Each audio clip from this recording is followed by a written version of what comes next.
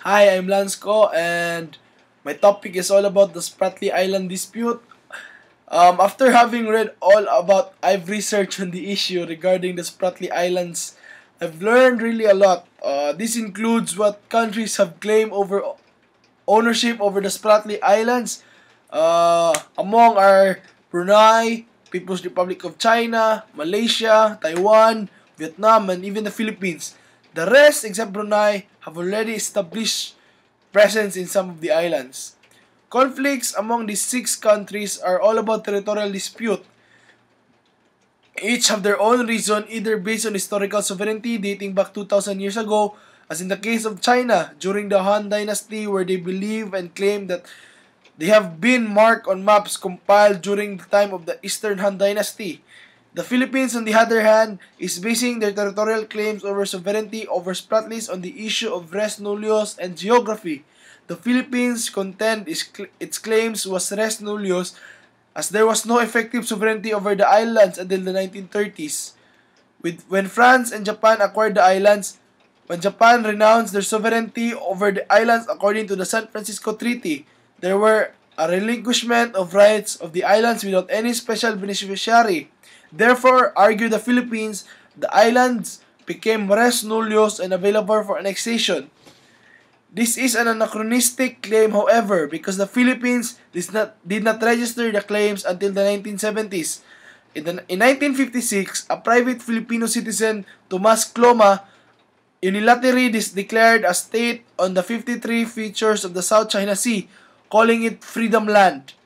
As the Republic of China moved to occupy the main island in response, Cloma sold his claim to the Philippine government, which annexed the island in 1978, calling them Kalayaan.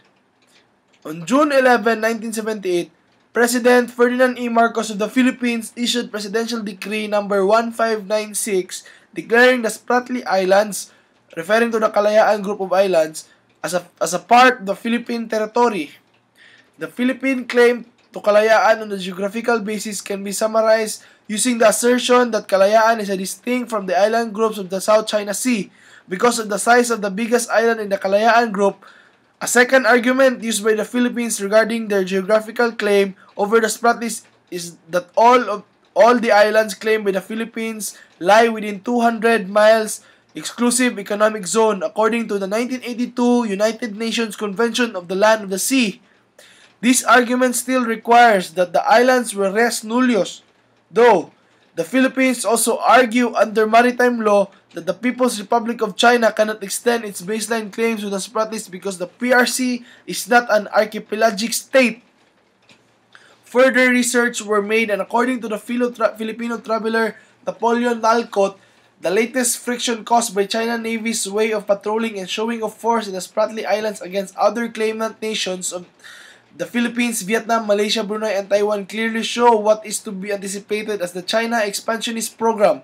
It is a tactical move for the Chinese government to gain full control and ownership of these islands to further its interests both commercially and militarily. Almost all ships going out of the Strait of Malacca heading for Japan, Taiwan, or anywhere northwest or northeast will pass through this route, especially for commercial purposes.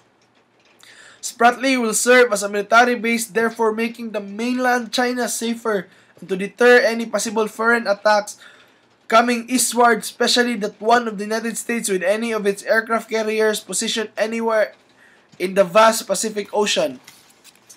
Aside from that, the Spratly is very rich in natural resources.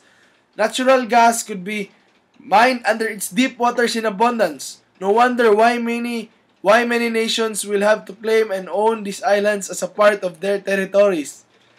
But who really owned the Spratly Islands? Well, the Philippines claimed and owned at least 8 of the islands in the Spratly called the Kalayaan Group of Islands. Kalayaan in Tagalog word means freedom. The largest island in the Kalayaan Group of Islands is called Pag-asa, which in English means hope. In my own point of view, not as a Filipino citizen, but as a concerned citizen, firmly believe that the Philippines' claim over the island is legitimate because of the following reasons.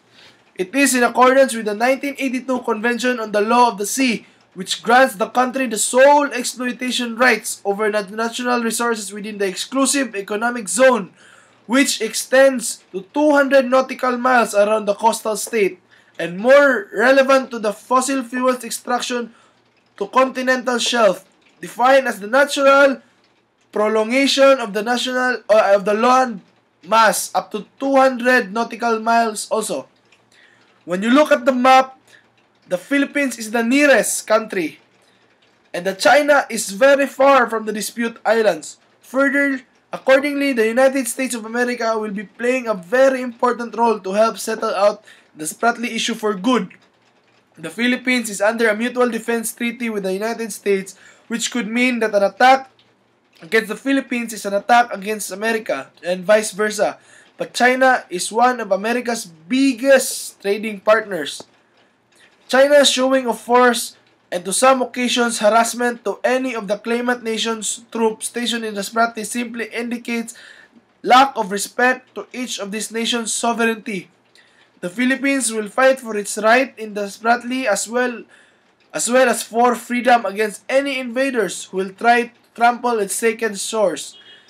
China ambitions to become the world's greatest next superpower, but to disrespect other much smaller nations' sovereignty and national pride is a character unworthy of a nation desiring to be great.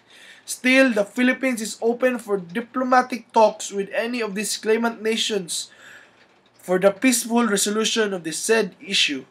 Thank you so much. Have a good day.